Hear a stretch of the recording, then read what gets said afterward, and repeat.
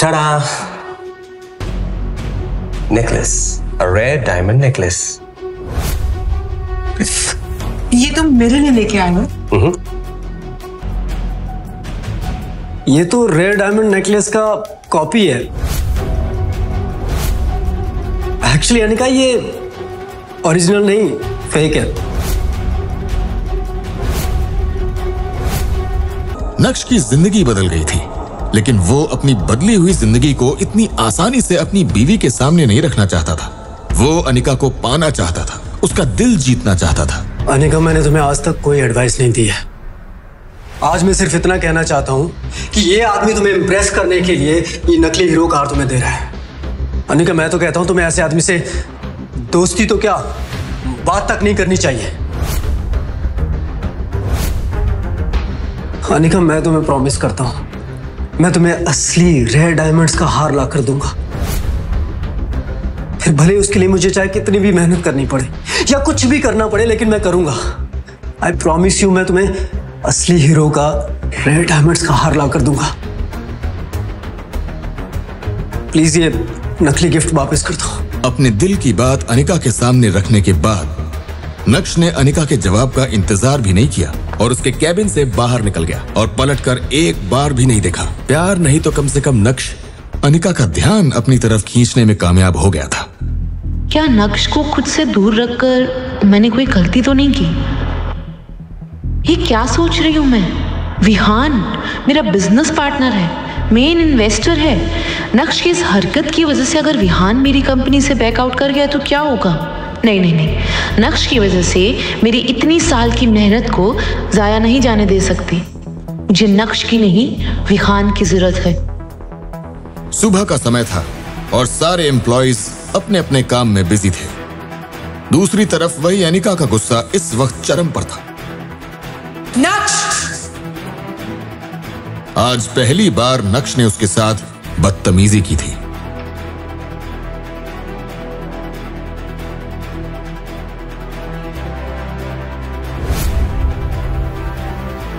ये क्या पागलपन है? तुम्हें किसने हक दिया मुझे ऐसी बेतुकी सलाह देने का? हिम्मत कैसे हुई तुम्हारी? गलती करती तुम्हें ऑफिस ला गए। चुपचाप यहां से निकल जाओ। Just get lost fast. नक्श ने अनिका की इस बात का भी कोई जवाब नहीं दिया। वो जानता था कि वो जितना बोलेगा उतना ही अनिका का गुस्सा बढ़ता जाएगा। उसे अनिका से जो कहना था वो उससे कह चुका था।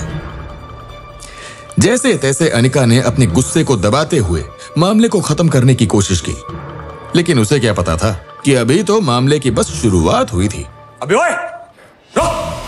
भागता कहां है बे?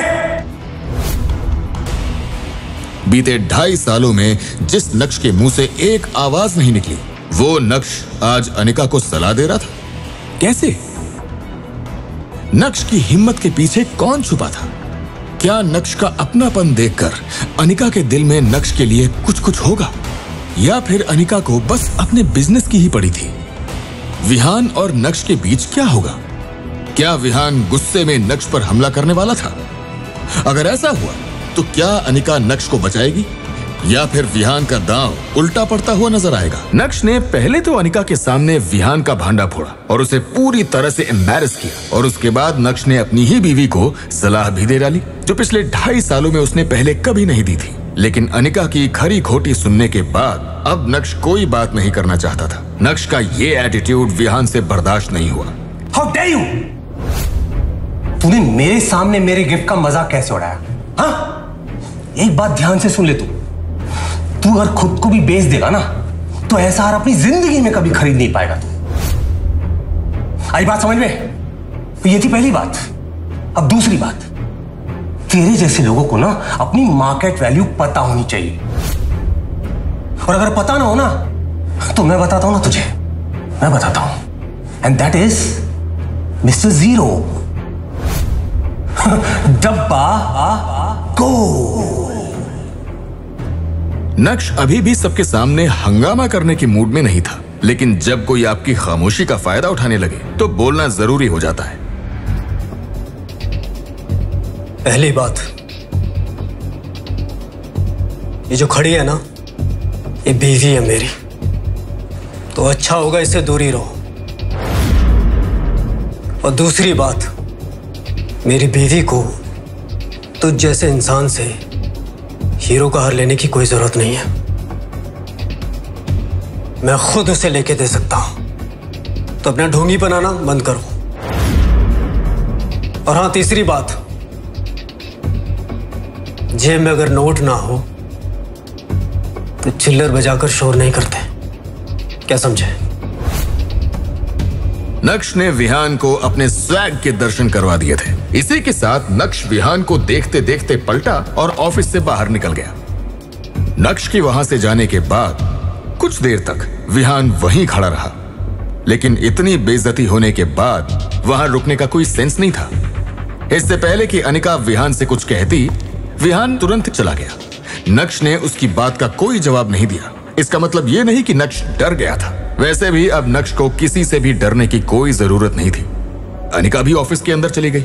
ये अंजी कॉर्पोरेशन का ऑफिस था, जिसकी चेयरपर्सन अनिका थी। अपने कैबिन में जाने के बाद अनिका गुस्से से आग बबूला हो रही थी। उसकी जलती आंखों के सामने सिर्फ नक्श का चेहरा घूम रहा था, और वो जितना नक्श के बारे में सोच रही थी, उसका गुस्सा उतना ही बढ़ता जा रहा था। पिछले कुछ महीनों से अनिका की कंपनी के हालात ठीक नहीं थे। वो मुश्किल से उसे संभालने की कोशिश कर रही थी। तभी उसे हाउस पार्टी में विहान मिला, और जब उसकी दोस्ती विहान से हुई, तब जाकर उसे पता चला कि वो एक बहुत बड़े परिवार से ताल्लुक रखता है। और बस यहां से अनिका ने विहान को अपने जाल में फंसाना शुरू किया। और आज विहान न सिर्फ उसकी कंपनी का बिजनेस पार्टनर है, बल्कि मेजर इन्वेस्टर भी है। और विहान की वजह से ही अनिका की कंपनी अभी चल रही है। इस कंपनी के सारे लॉसेस विहान ही बेयर करता है, और अनिका को इसकी बहुत जरूरत भी है। लेकिन नक्श ने आकर आज सब कुछ बिगाड़ दिया। पहली बात, ये जो खड़ी है ना, ये बीवी है मेरी। क्या जरूरत थी उसे विहान को ऐसा कुछ कहने की? हार भले ही नकली था, लेकिन ये सब कहकर उसका ईगो हर्ट करने की क्या जरूरत थी? अब पता नहीं वो उसकी कंपनी में अपना पैसा इन्वेस्ट करेगा या नहीं। अब अनिका उसे कैसे मनाएगी? अगर गलती से उसने अपना पैसा रिटर्न करने के लिए कहा, तो अंजी कॉर्पोरेशन तो बहुत बड़ी मुसीबत में पड़ जाएगी। उसके बाद क्या होगा? जावेरी खानदान को कौन संभालेगा? ये सोचते सोचते अनिका को खुद पर ही गुस्सा आने लगा।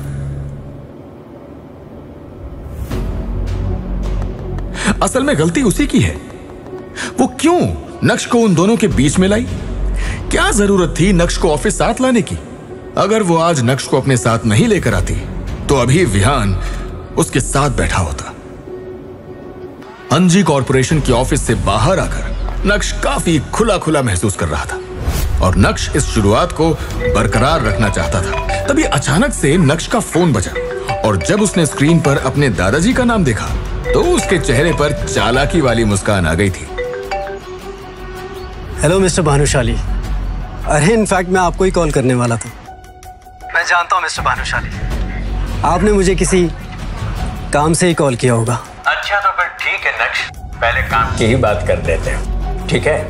और हाँ, फॉर योर काइंड इंफॉर्मेशन, अगले हफ्ते तुम भानुशाली ग्रुप के नए सीईओ नियुक्त कर दिए गए। हाँ नक्श, मैंने तुम्हारी मीटिंग एक खास इंसान से फिक्स की है। कब, कहाँ, कैसे मिलना है, ये मैंने तुम्हें व्हाट्सएप कर दिया है। मिलना जरूर, ठीक है? देखिए मिस्टर भानुशाली, मुझे किसी से भी मिलने में कोई दिक्कत नहीं है, लेकिन मेरी कुछ शर्तें हैं जो आपको पूरी करनी होगी।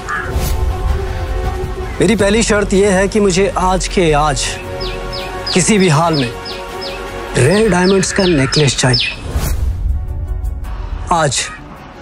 और दूसरी शर्त मैं आपको व्हाट्सएप कर रहा हूं। नक्श पॉइंट टू पॉइंट बात कर रहा था, और उसका एटीट्यूड 7वें आसमान पर था, जो यशवर्धन को बिल्कुल भी पसंद नहीं आ रहा था।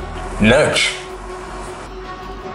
तुम्हें नहीं लगता कि तुम्हारी डिमांड्स कुछ बढ़ती चली जा रही हैं? ये जानने के लिए देखिए अगला एपिसोड सिर्फ पॉकेट एफएम के यूट्यूब चैनल पर, और इंस्टा एम्पायर के सारे एपिसोड्स को सुनने के लिए डिस्क्रिप्शन में दी गई लिंक से डाउनलोड कीजिए पॉकेट एफएम ऐप।